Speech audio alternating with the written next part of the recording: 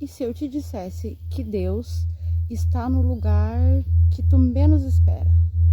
Deus, ele está no lugar em que tu menos espera.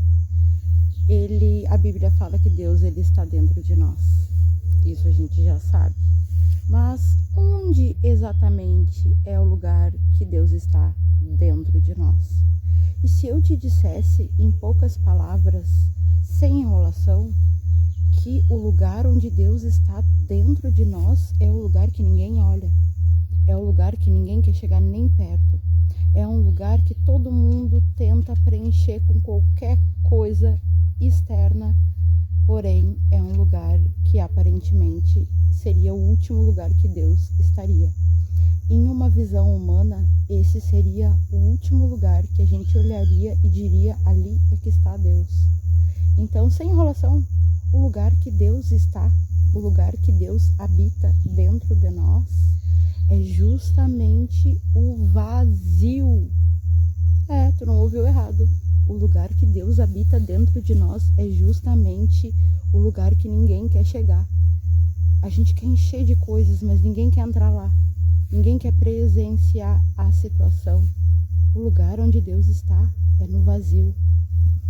Tem uma frase do Apócrifo de Tomé que fala justamente sobre isso, que Deus, ele não está no acúmulo, mas no esvaziar-se. Deus, ele está dentro de nós, sim. Deus, ele está no lugar que ninguém imaginaria, o esconderijo do Altíssimo. Olha que coisa interessante. Aquele que habita no esconderijo do Altíssimo, a sombra do Onipotente descansará. E tu acha que a sombra do Altíssimo, que o esconderijo do Altíssimo é o quê? É um lugar no céu? O que seria? O esconderijo do Altíssimo é justamente o lugar que ninguém procuraria. Entende? É no vazio existencial. E por isso que ninguém consegue preencher esse vazio com nada.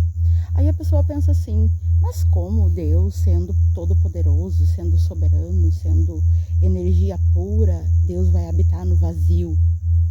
O porém é que pensar que Deus não está no vazio é um pouco contraditório. Porque Deus, ele é tudo. Ele fez todas as coisas. Deus, ele não habita em coisas. Ele habita no próprio ser humano que ele fez com as próprias mãos.